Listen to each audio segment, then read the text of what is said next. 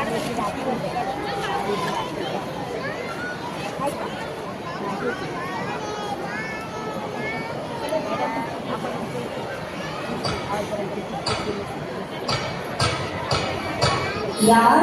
किती सारे बुक्स आहेत नाही ते, आणि आपण रोज तेच बुक वाचतोय. हो यार, खूप कंटाळा आलाय तसे लागत बुकचा. किती ते बोरिंग. हो ना, स्कूलमध्ये पण तेच, घरी पण तेच. चला आज काहीतरी इंटरेस्टिंग वाचूया. अरे तू हॅरी पॉटर वाचलाय का? नाही रे. अरे खूप मजा येते वाचायला. चला आपण तेच शोधूया. अगं काय पडलं? सीझनचा शिराय. अरे हे बघ मला काय मिळालंय. काय?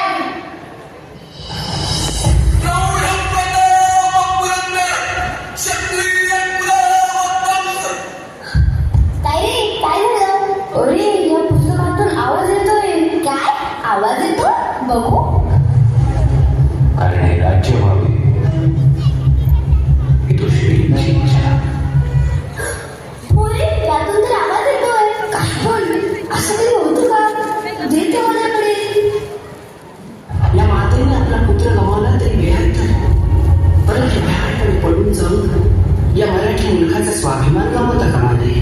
अरे हे काय? कोण बोलतंय आपण? हो मी पण ऐकला आवाज. हे काहीतरी विचित्र पुस्तक दिसतंय. मला तर हिस्ट्री आणि मिस्ट्री वाटते. Quite interesting. मला तर मजा येते बाबा. उघडू का बरं? हे आपण नको. ए ऐका ना, आपण ही बुक हिस्ट्री सरांकडे न्यायला हवं. हो चला चला. सर बघा ना. सर सर बघा ना, आम्हाला काय मिळालंय. जिजाऊंचा शिवराय. बघू. अरे वा, छान पुस्तक आहे हे. सर शिवराय म्हणजे शिवाजी ना? नाही बेटा, शिवाजी नाही, छत्रपती शिवाजी महाराज आहेत ते. छत्रपती शिवाजी महाराज. त्यांच्याबद्दल आम्हाला सांगा ना सर. महाराज ज्यांनी हिंदवी स्वराज्याची स्थापना केली. आणि जिजाऊ मी त्यांच्या शिवाजीला छत्रपती शिवाजी महाराज बनवले. म्हणजे त्यांच्या काही त्यांना महाराज बनवले. अर्थात. सर सांगा ना आम्हाला कसं ते. चला तर मग ऐकूयात त्यांचीच गाथा याच पुस्तकातून. बरं का मुलांनो, शिवराय जन्मापूर्वी आपल्या जनतेवरचा अन्याय जिजाऊंना भगवत नव्हता. त्यांचे कारकून मराठी, त्यांचे लढवय्य मराठी, त्यांचे तिरंगबाज, भालाई सर्व एकच जात, सारे मराठी. युद्ध कोणाचाही असो, जय पराजय कोणाचाही असो, पण युद्धात दोन्ही बाजूंनी रक्त सांडणारे ते मराठीच, आणि जीव गमावणारे ते पण मराठीच. जागृत देवस्थान आहे ना तुझं, मग ते उघड्या डोळ्यांनी कसं बघवतं तुला? मुलखाचा स्वातंत्र्य संस्कृती पायाखाली तुडवली गेली. आया बहिणींच्या आबरूटीचा हंबरडा फुटला, पण तुला काहीच कसं ऐकू गेलं नाही. उघड की बरे दार उघड. राम होऊन रावणाला मारलंस, कृष्ण होऊन कंसाला ठेचलंस, नृसिंह होऊन हिरण्यकश्यपाला फाडलंस. या पुराणातल्या गोष्टी पुन्हा सत्यात आण, तरच आणि तरच आम्ही तुझ्यावर विश्वास ठेवू. ऐकू येते का तुला शिवाय देवी? आम्हाला तुझ्यातच दिसते दुर्गा, तुझ्यातच जाणवते रेणुका, तुझ्यातच बसली आहे अंबा जगदंबा. आम्हाला वर दे, आम्हाला पुत्र हवाय, आम्हाला पुत्र हवाय, जो या विधरांचा काळ ठरेल. दार उघड बये, आता तरी दार उघड.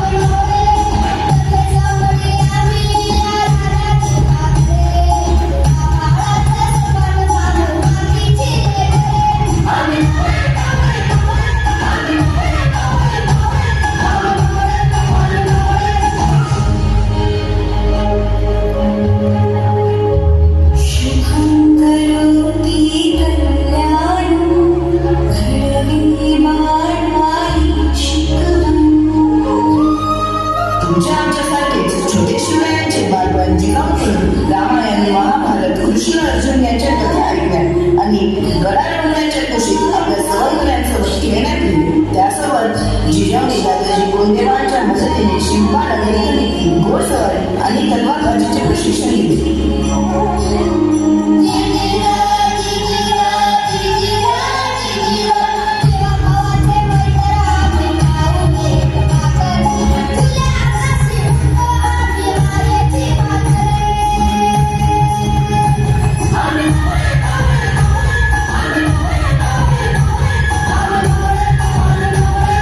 माता जिजाऊने देखील पूर्णपणे तयार झालेली शिल्पाने 1645 साली राजेश्वराच्या मंदिरात स्वराज्य स्थापनेची शपथ घेतली, ते पण वयाच्या अवघ्या 16व्या वर्षी.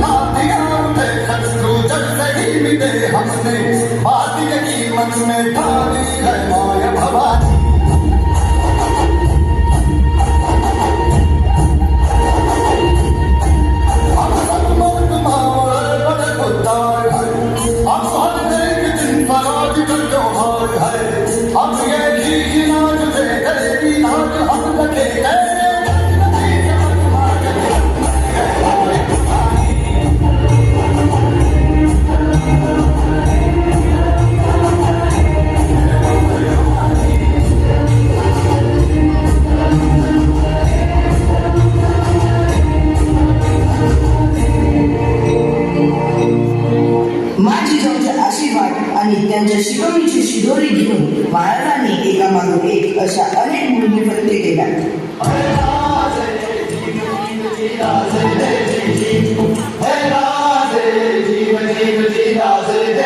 महाराज आपलं घेऊन बोलाच आहे. हालतच ना आफाट आहे. त्याच्यासमोर आपल्या टिकावं लागणं अवघड आहे.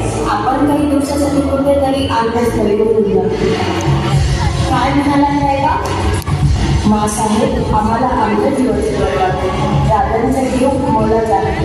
रायबा शिवा केवळ आमचा पुत्र नाही, परंतु या संपूर्ण मराठी मुलखाचा स्वाभिमान आहे. त्या मातेने आपला पुत्र गमावला तरी धीर, परंतु भ्याड पानांनी पळून जाऊन त्या मराठी मुलखाचा स्वाभिमान जाता कामा नये.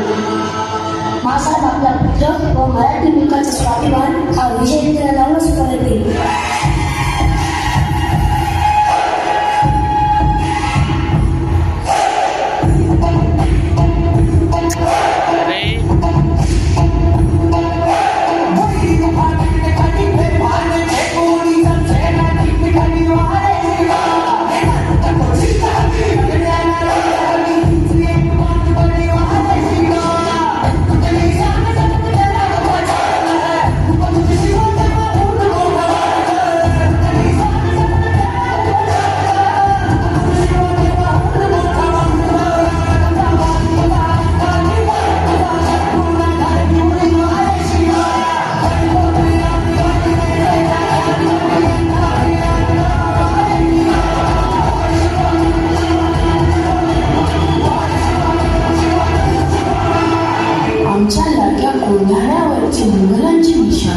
आमच्या डोळ्यात तिखटाप्रमाणे झुंजतय राजे. तेथील जनतेला सुरक्षा हवी आणि त्यांच्या सुरक्षेसाठी कोंढाण्यासारखे बळकट किल्ले आपल्याला घ्यायला हवे. शिवा जी आऊसाहेब.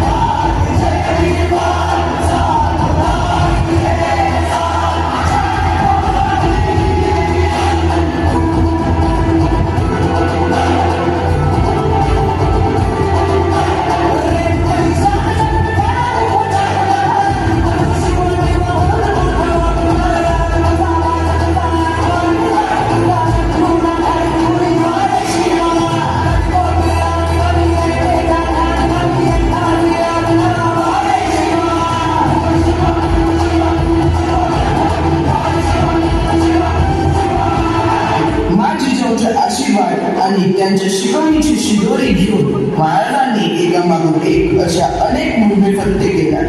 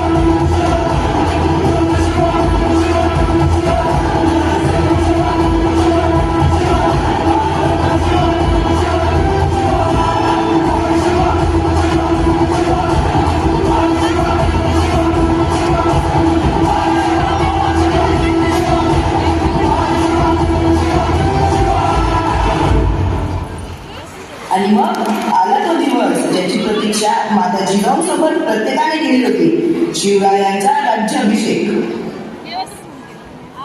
शिवबा, आता वेळ आली. कोणती वेळ आऊसाहेब? तुमच्या राज्याभिषेकाची. आऊसाहेब? हो शिवबा, केवळ राजमुद्रा शिक्के असून चालणार नाही, तर त्या जगमान्यता हवीच. स्वराज्याचं सार्वभौमत्व सिद्ध करण्यासाठी तुमच्यावर राज्याभिषेकाचा विधी झालाच पाहिजे. परंतु आऊसाहेब, राजा म्हणून सिंहासनावर आरूढ होण्यासाठी आम्ही हे सारं केलेलंच नाही. हे स्वराज्य श्री शंभूच्या कृपेने, आई जगदंबेच्या आशीर्वादाने आणि आमच्या अद्वितीय संमेलनांच्या बलिदानाने आणि आपल्या प्रेरणेने उभं राहिले. आणि आऊसाहेब, राज्याभिषेक म्हणजे पैशांचा अपव्य. राज्याभिषेकाच्या निमित्ताने गडावर काही पाहुण्यांचा राबता वाढेल, भेटी नजराने यावर माफ खर्च होईल. समज राज्याभिषेकाचा हा घाट बाजूला ठेवून लोककल्याणासाठी हा खजिना वापरावा असं आम्हाला वाटतं. गावोगावी विहिरी खोदाव्या, धरण बांधून बळीगाला समृद्ध करावा. आपल्या रयतेच्या प्रत्येकाच्या हाताला काम असावं, प्रत्येक घरातल्या धानाच्या टंग्या भरभरून व्हाव्या असा आम्हाला. मुळात ते स्वराज्य रयतेचं राज्य आहे, त्यामुळे स्वराज्याची ती खरी माळा ती रयत आणि केवळ त्या रयतेचे सेवक. आणि म्हणून आऊसाहेब, आम्हाला राज्याभिषेक करून देण्याचा मुळीच लोक नाही. तो खजिना रयतेच्या कल्याणासाठी वापरावा हा तुमचा विचार देखील आम्हाला पटतोय. ज्या स्वराज्यासाठी तुमच्या सवंगड्यांनी प्राणाचे मोल दिलंय, ते स्वराज्य जग मान्यता मिळाल्याशिवाय पूर्ण होणार नाही. शिवबा, तुम्ही स्वराज्य, स्वधर्म, स्वदेश यांची मुहूर्त वेळ मिळवली. जुलूम करणाऱ्या यमी सत्तांचा नायनाट केला. रयतेवर होणाऱ्या अन्यायास, अत्याचारास पायबंद घातला. देवळांची, मूर्तीची विटंबना थांबवली. आया बहिणीची अब्रू वाचवली. त्या उजळ माथ्यानं बिंदूकपणे वावरू लागले. परंतु एवढंच पुरेसं नाही. हे स्वातंत्र्य पुढे वर्षानुवर्ष आबादित राहावं, धर्मास मानाचं स्थान मिळावं, यासाठी हा सोहळा महत्वाचा आहे. या स्वराज्याच्या भविष्यासाठी तुम्हाला राज्याभिषेक करून घ्यावा लागणार राजे. हे राजसंस्कार तुमच्यावर झालेच पाहिजे. शिवबा, आजवर तुम्ही आमच्या साऱ्या इच्छा आकांक्षा पूर्ण केल्या. स्वराज्यास साकार रूपात पाहणं ही आमची शेवटची इच्छा. आऊसाहेब, आपली इच्छा म्हणजे आमच्यासाठी मा जगदंबेची लागली. आम्ही राज्याभिषेकासाठी तयार आहोत.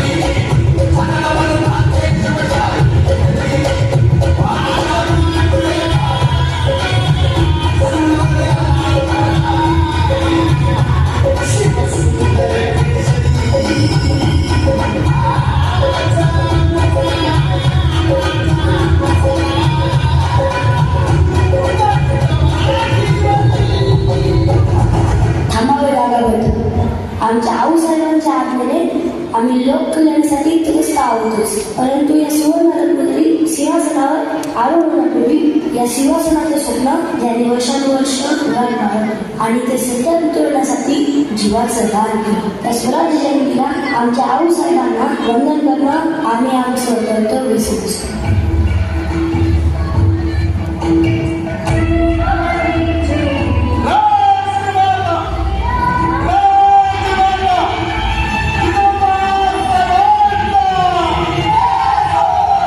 रामराज्य करा, धर्मराज्य करा, हे शिवंत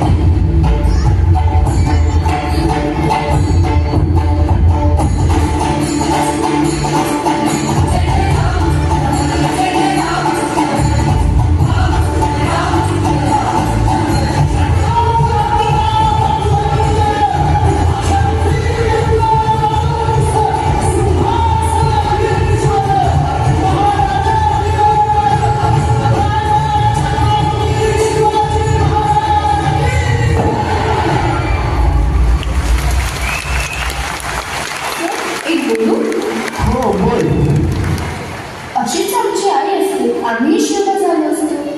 अर्थात तुमची आई आहेच शिजवू, पण मुलांना त्यासाठी तुम्हाला शिवबाप्रमाणे आज्ञाधारक व्हावे लागेल. तेव्हाच तुम्हाला शिवबा होता येईल. मग होणार का शिवबा? हो, नक्कीच सर.